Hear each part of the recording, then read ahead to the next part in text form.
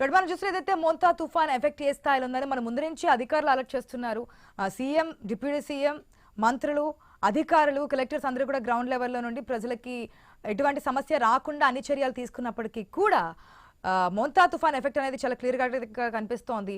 ఈదురుగాలులు బీభత్సం సృష్టించాయి. రాత్రి తుఫాన్ తీరం దాటే సమయంలో వైజాగ్లో సిచ్యువేషన్ ఏంటో తెలుసుకుందాం. విశాఖ నుంచి మా ప్రతినిధి రాజు సిద్ధంగా ఉన్నారు. గుడ్ మార్నింగ్ రాజు.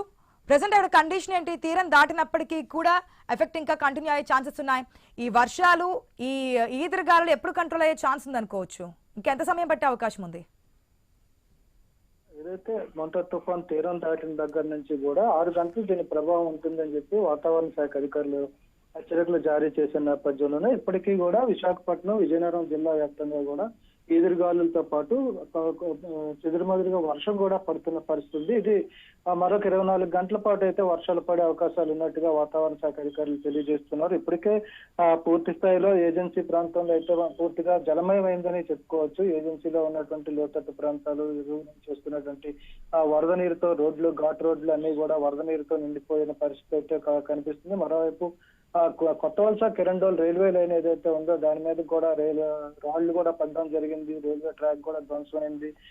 బీభత్సం అయితే సృష్టించిందని చెప్పుకోవచ్చు. అనకాపల్లి, అదేవిధంగా అల్లూరు సీతారామరాజు, విశాఖపట్నం, విజయనగరం ప్రాంతాల్లో భారీగా వృక్షాలు కూడా నేలకూలిన పరిస్థితి కనిపించింది. వాటిలో అయితే తొలగించి సహాయక చర్యలు అయితే చేపడుతున్నారు. అయితే మరొక 24 గంటల పాటు అయితే దీని ప్రభావం ఉంటుందని చెప్పి అధికారులు తెలియజేస్తున్న నేపథ్యంలోనే ప్రస్తుతం తీవ్ర తుఫాన్ అయితే తుఫానుగా మారిందని చెప్పి అనంతరం మరికొన్ని గంటల్లో ఇది తీవ్ర అల్పపీడనంగా మారుతుందని చెప్పి చెప్తున్నారు. ఇది ముఖ్యంగా ఈ రోజు అయితే శ్రీకాకుళం, విజయనగరం, పార్వతీపురం, మన్యం జిల్లా, అల్లూరి సీతారామరాజు జిల్లా, విశాఖపట్నం, అనకాపల్లి జిల్లాలతో పాటు బాపట్ల, పల్నాడు, ప్రకాశం, ఏలూరు, కృష్ణా, ఎన్టీఆర్, గుంటూరు జిల్లాలకైతే ఆరెంజ్ అలర్ట్ కూడా జారీ చేయడం జరిగింది.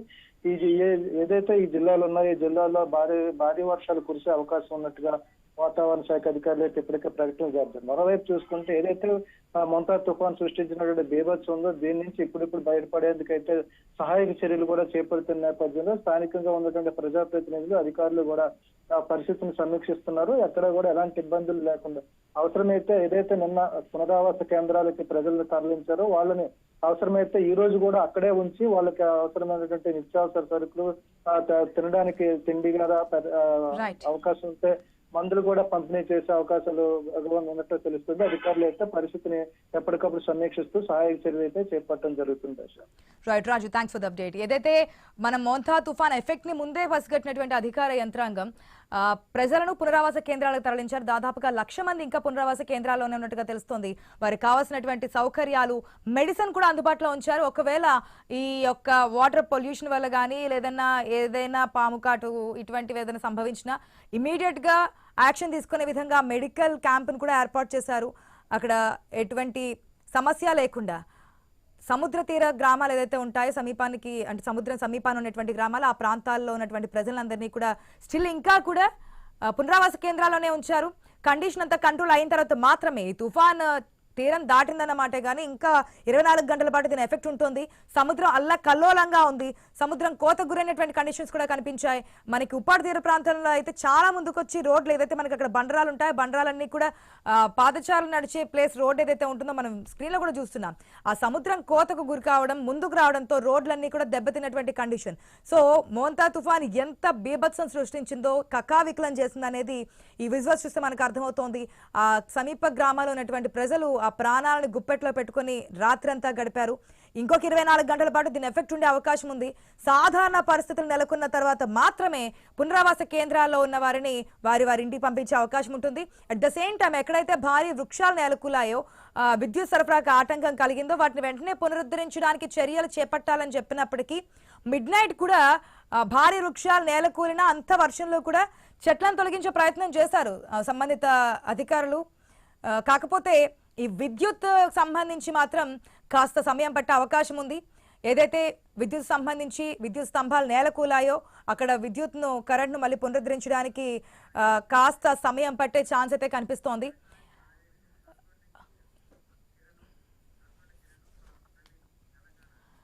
మనం ఏపీకి సంబంధించి చూస్తున్నాము. ఏ విధంగా ఉంది ఏంటి ఏపీతో పాటు తెలంగాణలో కూడా 2 రోజుల నుంచి విస్తారంగా వర్షాలు కురుస్తున్నాయి. 2 తెలుగు రాష్ట్రాల గురించి అప్డేట్స్ తెలుసుకుందాం. మనకి విశాఖ నుంచి మా ప్రతినిధి రాజు సిద్ధంగా ఉన్నారు. At the same time Kakinada నుంచి మా ప్రతినిధి రాజేష్ సిద్ధంగా ఉన్నారు. తెలంగాణలో వర్షాల ప్రభావం ఇంకెన్ని రోజులు మనకి ఈ విధంగా కొనసాగుతుందని అప్డేట్స్ తెలియజేయడానికి మా ప్రతినిధి ప్రవీణ్ సిద్ధంగా ఉన్నారు. నల్గొండలో అప్డేట్స్ తెలియజేయడానికి మా ప్రతినిధి కిరణ్ సిద్ధంగా ఉన్నారు. రైట్, మొదటగా ఏదైతే కాకినాడలోనే తీరం దాటుతోంది, అక్కడే ఎక్కువ ఎఫెక్ట్ ఉంటుందని చెప్పుకున్నాం. కాబట్టి తీరం దాటేటప్పుడు ఎటువంటి ఎఫెక్ట్ ఉంది, ప్రజెంట్ కండిషన్ అంటే తెలుసుకుందాం మా ప్రతినిధి రాజేష్ ద్వారా. Good morning Rajesh. తీరం దాటింది కానీ ఇంకా అదే విధమైన పరిస్థితులు కొనసాగుతున్నాయి. ఈదురుగాలులు, వర్షం కంటిన్యూ అవుతుందని తెలుస్తోంది. డీటెయిల్స్ ఏంటి? థ్యాంక్ యూ ఆశ. ఏవైతే బంగాళాఖాతంలో ఏర్పడిన మోందా తుఫాన్ ప్రభావంతో తీరంపై అయితే విరుచుకుపడిందని చెప్పుకోవచ్చు. ఇటువంటి నేపథ్యంలో ఏవైతే ఈ మోందా తుఫాన్ ప్రభావం ఒక్కసారిగా ఇది తీరం దాటి సమయంలో ఒక్కసారిగా గాలులు ఉవ్వెత్తి ఎగిసిపడడం, అలాగే అలలు కూడా ఉవ్వెత్తి ఎగిసిపడడంతో 3 నుంచి 5 మీటర్లు అలలు ఉవ్వెత్తి ఎగిసిపడడంతో బండరాళ్ళు అలా గులకరాళ్ళ మాదిరిగా ఈ రోడ్డు అంతా కూడా పూర్తిగా ధ్వంసమైన పరిస్థితి మనం చూసాం క్లియర్గా. అంటే ఏవైతే ఆ బీచ్ రోడ్ మార్గం ఏవైతే ఉందో, నేమం నుంచి ఉప్పాడ సముద్రం రోడ్డు ఏవైతే ఉందో పూర్తిగా కూడా వాహనదారుల్ని అలాగే ఎవరిని కూడా వెళ్ళనిచ్చే పరిస్థితి లేదు. అయితే పోలీసులు అంటారు దీనికి ప్రధాన కారణం అక్కడ ఏవైతే ఈ బండరాళ్ళ గులకరాళ్ళ మాదిరిగా తయారవడం, ఒక్కసారిగా ఈ కెరటాలు ఉవ్వెత్తి ఎగిసిపట్టిన కెరటాలు సైతం కూడా కెరటాల్లో కూడా రాళ్ళు రోడ్డుపై కొంచెం పరిస్థితి. దీంతో కూడా అక్కడ ఉన్న స్థానికులు ఒక్కసారిగా భయాందోళనకు గురయ్యారు. మరోపక్క పిఠాపురం ఎమ్మెల్యేగా ప్రాతినిధ్యం వహిస్తున్న డిప్యూటీ సీఎం పవన్ కళ్యాణ్ నియోజకవర్గంలో ఉప్పాడ కొత్తపల్లి సంబంధించి ఉప్పాడ సముద్రం ఏవైతే ఉందో సముద్రంలో ఇల్లులు కూడా పూర్తిగా కోతకు గురైనాయి. అయితే మరోపక్క ఎవరైతే అక్కడ మత్స్యకారులు అవుతున్నారో మత్స్యకారులను కూడా పునర్వాస కేంద్రాలకు తరలించే దిశగా కూడా ఇప్పటికే 26 పునర్వాస కేంద్రాలను అక్కడ ఏర్పాటు చేసి ఎక్కడా ఎటువంటి ఇబ్బంది కలగకుండా పూర్తి భద్రతా ఏర్పాట్లు చేసే పరిస్థితి మనం చూసాము. అయితే మరోపక్క అక్కడ స్థానికంగా ఉన్న మత్స్యకారులను ఎటువంటి ఇబ్బంది కలగకుండా పూర్తి ఏర్పాట్లు చేసే పరిస్థితి. ప్రధానంగా చూసుకుంటే మత్స్యకారులను కూడా ఇప్పటికే వేటలకు వెళ్ళొద్దని చెప్పి దీనికి అయితే ఇప్పటికే మోందా తుఫాను ప్రభావం ఎక్కువ ఉండడంతో మత్స్యకారులు కూడా వేటకు వెళ్ళొద్దని చెప్పి ఇప్పటికే మత్స్యశాఖ అధికారులు కూడా చెప్పిన పరిస్థితి కూడా మనకు తెలిసిన పరిస్థితి. అయితే మరోపక్క చూసుకుంటే ఏవైతే ఈ మోందా తుఫాను ప్రభావంతో ఒక్కసారిగా తీరం దాటిన పరిస్థితిలో కూడా కోనసీమ జిల్లాలో ఉన్న 11,500 ఎకరాల్లో కూడా వరి పంట కూడా పూర్తిగా నీటి మునిగిన పరిస్థితి అని చెప్తున్నారు. మరోపక్క మరో 432 ఎకరాల్లో కూడా పంట కూడా నేలకు వాళ్ళని చెప్తున్నారు. తూర్పు గోదావరి జిల్లాలో 15,425 ఎకరాల్లో కూడా వరి పంట నేలకొరిగింది. మరోపక్క 600 ఎకరాల్లో కూడా ముంపుకు గురైన పరిస్థితి. మరో ప్రశ్న చూసుకున్నట్టయితే ఏవైతే 1977 ఎకరాల్లో కూడా మినప పంట కూడా నష్టమైన పరిస్థితి. ప్రధానంగా చూసుకుంటే ఏవైతే ఈ మోందా తుఫాను ప్రభావంతో కూడా ఒక పక్క ఉమ్మడి తూర్పుగోదావరి జిల్లాలో ఉన్న ఒక పక్క కాకినాడ జిల్లాలో సంబంధించి ఉప్పాడ సముద్ర తీరంలో ఉన్న ప్రజానికం కూడా పూర్తిగా కోతకు గురైన పరిస్థితి. ఒక పక్క మత్స్యకారులు కూడా వేటకెళ్ళిన పరిస్థితి. మరోపక్క ఏవైతే అమలాపురం సంబంధించి అమలాపురంలో ఉన్న కోనసీమ జిల్లాకు సంబంధించి కోనసీమ జిల్లాలో ఉన్న అంటే కోనసీమ జిల్లాలో ప్రధానంగా చూసుకుంటే ఎక్కడైనా అంటే కోనసీమ జిల్లా గుర్తొస్తే ప్రతి ఒక్కరు గుర్తొచ్చేది కొబ్బరి చెట్లు. ఈ కొబ్బరి చెట్లకు కూడా సుమారు 100కి పైగా కూడా కొబ్బరి చెట్లకు కూడా నేలకు వరినాయి. అలాగే 60 పైగా కూడా అక్కడ ఏవైతే ఈ స్తంభాలు కరెంట్ స్తంభాలు కూడా నేలకు వరిన పరిస్థితి. ఇప్పటికే చూసుకుంటే ప్రధానంగా అక్కడ లక్షల మేర నష్టం వచ్చింది. కాబట్టి ఇప్పటికే ఒక అధికార యంత్రాంగం కూడా పూర్తిగా ఎంతవరకు నష్టం వచ్చింది దానిపై కూడా ఒక అంచనా వేసే పరిస్థితి ప్రధానంగా చూస్తున్నాం. అయితే ఒక నిమిషం, ఎందుకంటే ఈ ఎఫెక్ట్ ఇంకా 24 గంటల పాటు ఉంటుంది అంటున్నారు. కాబట్టి లేటెస్ట్ అప్డేట్స్ కోసం మళ్ళీ మిమ్మల్ని కాంటాక్ట్ చేస్తాం. ఒక నిమిషం వెయిట్ చేయండి. నల్గొండ సిచ్యువేషన్ తెలుసుకుందాం. మా ప్రతినిధి కిరణ్ సిద్ధంగా ఉన్నారు. Good morning Kiran. మనం చూస్తున్నాం జూలూరు రుద్రవెల్లికి సంబంధించి లో లెవెల్ బ్రిడ్జ్ నుంచి కూడా ఈ వరద నీరు ఉధృతంగా ప్రవహిస్తున్నట్టు తెలుస్తుంది. దాన్ని బట్టి అర్థమవుతుంది అక్కడ తుఫాన్ ఎఫెక్ట్ ఏ స్థాయిలో ఉందనేది. డీటెయిల్స్ ఏంటి, ప్రెసెంట్ కండిషన్ ఏంటి?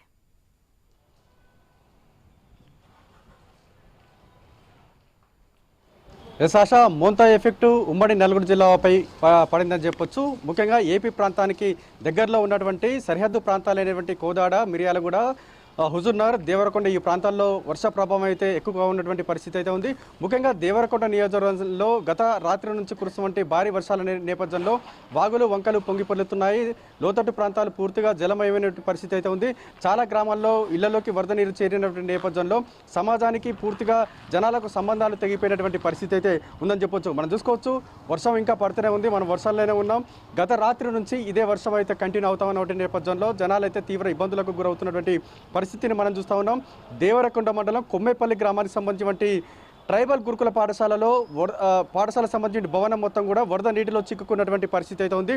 దాంతో విద్యార్థులంతా కూడా రాత్రంతా బిక్కుమట్టం కూడా కాలం వెళ్లదీసినటువంటి పరిస్థితి అయితే కనబడతా ఉంది. ఎందుకంటే వరద నీరు ఒక్కసారిగా పాఠశాల భవనంలోకి వస్తున్నటువంటి నేపథ్యంలో గ్రౌండ్ ఫ్లోర్లో ఉన్నటువంటి విద్యార్థులంతా భయంతో కూడా ఫస్ట్ ఫ్లోర్ సెకండ్ ఫ్లోర్కి పరుగులు తీసినటువంటి పరిస్థితి అయితే ఉంది. ఇక దేవరకొండ టు డిండి మండలాలకు సంబంధించి అక్కడ గోనకల్ వాగు ఉధృతంగా ప్రవహిస్తున్నటువంటి నేపథ్యంలో ఆ గ్రామంలో డిండి అదేవిధంగా దేవరకొండ మండలాలకు సంబంధించి రాకపోకలు పూర్తిగా నిలిచిపోయినటువంటి పరిస్థితి అయితే ఉంది. ఇక దేవరకొండ మండలం చింతబావి గ్రామానికి సంబంధించి ఆ గ్రామంలో ఇళ్లలోకి వరద నీరు చేరింది. అక్కడ వాగు ఉధృతంగా ప్రవహిస్తున్న నేపథ్యంలో వరి పత్తి పంటకు భారీగా నష్టం వాటిల్లినటువంటి పరిస్థితి అయితే ఉంది.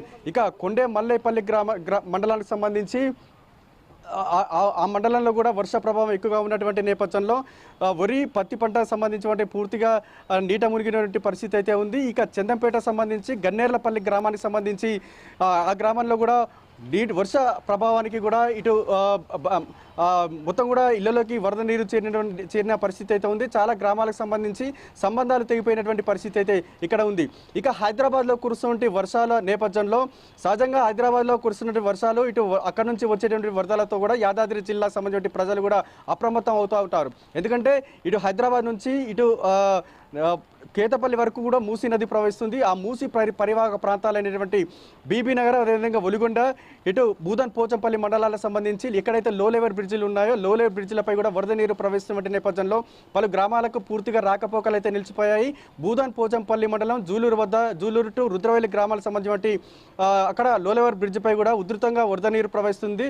దీంతో ముందస్తు చర్యగా కూడా పోలీసులు అలర్ట్ అయ్యారు. ఇరువైపుల బారికేడ్లు కూడా ఏర్పాటైతే చేసినటువంటి పరిస్థితి అయితే ఉంది. ఇక ఒలిగొండ మండలం సంఘం వద్ద కూడా ఇదే పరిస్థితి నెలకొంది. అక్కడ కూడా లో లెవెల్ బ్రిడ్జిపై వరద నీరు ప్రవహిస్తున్న నేపథ్యంలో అక్కడ కూడా రాకపోకలు అయితే నిలిచిపోయినటువంటి పరిస్థితి అయితే ఉంది. మొత్తానికైతే మరో 24 గంటల్లో ఇంకా తుఫాను ఉండేటువంటి అవకాశాలు ఉన్నటువంటి నేపథ్యంలో ఇప్పటికే ఉమ్మడి నల్గొండ జిల్లా సంబంధించి ఇటు యాదాద్రి సూర్యాపేట నల్గొండ జిల్లా సంబంధించిన కలెక్టర్లు అలర్ట్ అయ్యారు. విద్యా సంస్థలకు సెలవులు ఇచ్చారు. ఎక్కడైతే లోతట్టు ప్రాంతాలు ఉన్నాయో ఎక్కడైతే మూసీ నది ఉధృతంగా ప్రవహిస్తుందో ఆ ప్రాంతాలకు సంబంధించి రెవెన్యూ పోలీసులను అయితే ఇప్పటికే జిల్లా కలెక్టర్ అప్రమత్తం చేశారు. లోతట్టు ప్రాంతాలకు సంబంధించి ముంపు ప్రాంతాలకు సంబంధించి అప్రమత్తంగా ఉండాలని ఇప్పటికే ఆదేశాలు అయితే జారీ చేసినటువంటి పరిస్థితి అయితే ఉంది. ఎక్కడ ఏ చిన్న ఘటన జరిగినా అక్కడ అలర్ట్ అయ్యేందుకు కూడా ఇప్పటికే అధికార యంత్రాంగం అయితే అధికారులు అయితే సమాయత్తం అయితే చేస్తా ఉంది అని చెప్పొచ్చు. ఆశ. Right Kiran, thanks for the update. రెడీగా మనకి హైదరాబాద్ లో అదేవిధంగా తెలంగాణలో కూడా గత 2 రోజుల నుంచి విస్తారంగా వర్షాలు కురుస్తున్నాయి. ఇంకెన్ని రోజులు ఈ ఎఫెక్ట్ ఉంటుంది? సాధారణంగా ఈ మోంతా తుఫాన్ ఎఫెక్ట్ అనేది మనకి ఏపీలో ఎక్కువగా కనిపించిన తెలంగాణలో కూడా కనిపిస్తుంది. మెయిన్గా హైదరాబాద్కి సంబంధించి అప్డేట్స్ తెలుసుకుందాం. మా ప్రతినిధి ప్రవీణ్ సిద్ధంగా ఉన్నారు. Right Praveen, very good morning. మనం చూస్తున్నాం హైదరాబాద్ లో తెలంగాణలో కూడా విస్తారంగా వర్షాలు కురుస్తున్నాయి. ఏదైతే హిమాయత్ సాగర్ ఉస్మాన్ సాగర్ ఈ 2 జలాశయాలు కూడా నిండు కుండలు తలపించడంతో గేట్లు ఎత్తి ఆ వాటర్ని మూసీలోకి వదలడం, అక్కడ పరివాహక ప్రాంతాలని నీట మునగడం, ప్రజలు ఇబ్బందులు పడి ఇవన్నీ చూస్తున్నాం. ప్రెసెంట్ కండిషన్ ఏంటి? ఇంకా ఎన్ని రోజులు మనకి తెలంగాణలో ఇటువంటి కండిషన్ కొనసాగే ఛాన్స్ ఉందంటారు?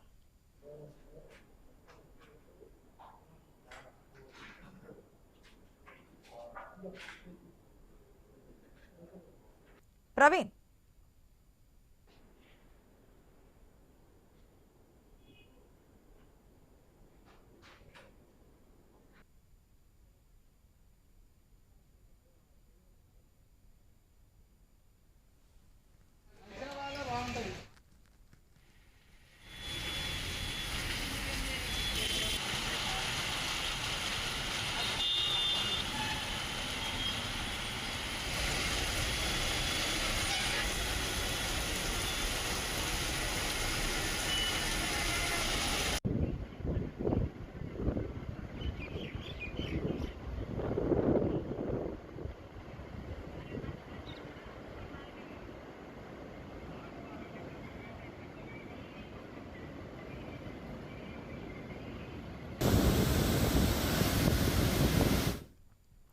మనకి తెలంగాణలో అప్డేట్స్ గురించి చూస్తున్నాం. ఏదైతే మోంతా తుఫాన్ ఎఫెక్ట్ ఏపీలోనే కాకుండా తెలంగాణలో కూడా కనిపిస్తున్నటువంటి కండిషన్, ఏదైతే మూసీ నది ఉధృతంగా ప్రవహిస్తోంది.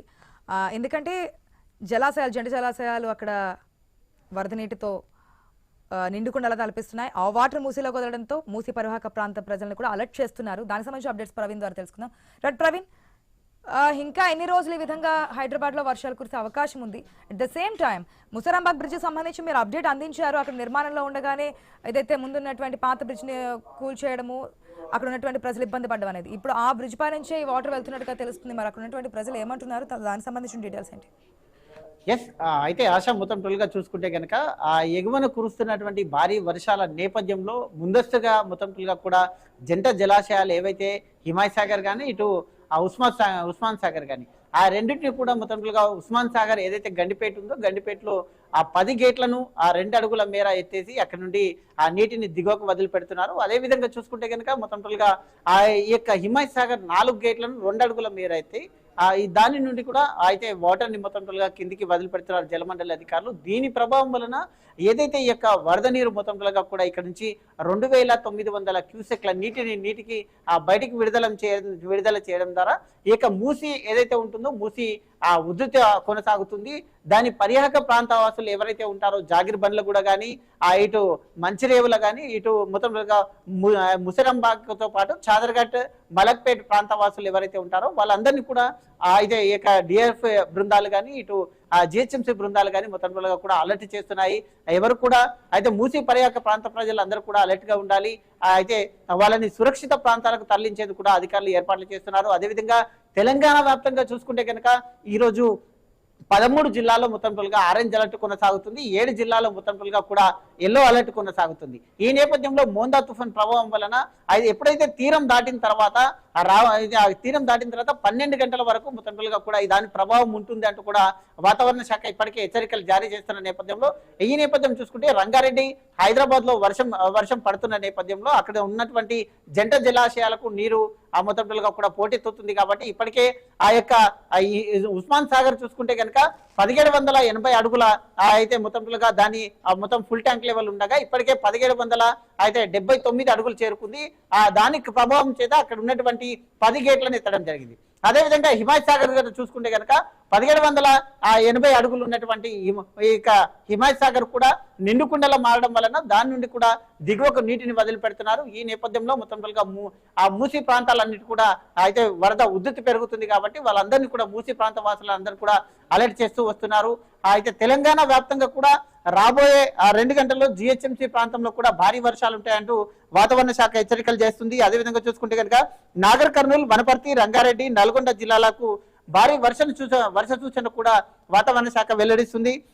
ఇప్పటి వరకు నాగర్ కర్నూలులో చూసుకుంటే కనుక 16.73% వర్షపాతం నమోదైనట్టుగా తెలుస్తుంది. అదేవిధంగా నల్గొండలో 13.13% నమోదైనట్టుగా తెలుస్తుంది. అదేవిధంగా నాగర్ కర్నూలులో 11.4 సెంటీమీటర్ల వర్షపాతం నమోదైనట్టుగా తెలుస్తుంది. వనపర్తిలో 9% వర్షపాతం నమోదైనట్టుగా తెలుస్తుంది. హైదరాబాద్ లో చూసుకుంటే కనుక అయితే 4% వర్షపాతం నమోదైనట్టుగా కూడా చెప్తున్నారు. ఇక రంగారెడ్డిలో చూసుకుంటే కనుక 6% వర్షపాతం నమోదైనట్టుగా కూడా వాతావరణ శాఖ ఇప్పటికే హెచ్చరికలు జారీ చేస్తున్న నేపథ్యంలో ఈ రోజు భారీ నుండి అతి భారీ వర్షాలు ఉంటాయంటూ కూడా వాతావరణ శాఖ ఇప్పటికే హెచ్చరికలు జారీ చేస్తూ ఎల్లో ఆరెంజ్ అలర్ట్ కూడా అయితే జారీ చేసిన నేపథ్యంలో ఆదిలాబాద్, నిర్మల్, మంచిర్యాల, జగిత్యాల, పెద్దపల్లి, కరీంనగర్, జయశంకర్, భూపాలపల్లి, ములుగు, వరంగల్, మహబూబాబాద్, ఖమ్మం, భద్రాద్రి కొత్తగూడెం ఈ యొక్క జిల్లాలకు మొత్తం కూడా ఆరెంజ్ అలర్ట్ చేశారు. ఈ జిల్లాల మొత్తం కూడా భారీ నుండి అతి భారీ వర్షాలు పడే సూచన ఉంది అంటూ కూడా చెప్తున్నారు. అదేవిధంగా అయితే కొమరభీం, అయితే నిజామాబాద్, రాజన్న సిరిసిల్ల, సిద్దిపేట, హనుమకొండ, జనగాం, యాదాద్రి భువనగిరి ఇది మొత్తం దీనికి ఎల్లో అలర్ట్ జారీ చేశారు. ఇక్కడ భారీ వర్షాలు పడే సూచనలు ఉన్నాయంటూ కూడా చెప్తున్నారు.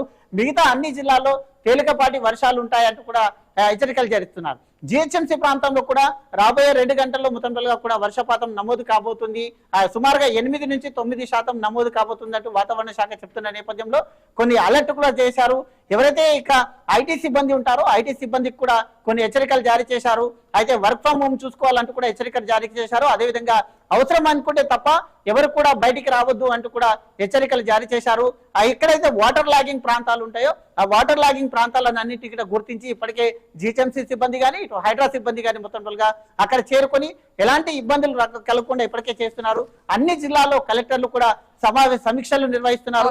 ఎవరికి ఎలాంటి అయితే రైతులకు కూడా పంట నష్టం జరగకుండా సూచనలు ఇవ్వాలంటూ కూడా ఆదేశాలు జారీ చేస్తున్నారు. Right Praveen, thanks for the update. మొత్తంగా చూస్తే 2 తెలుగు రాష్ట్రాల్లో కూడా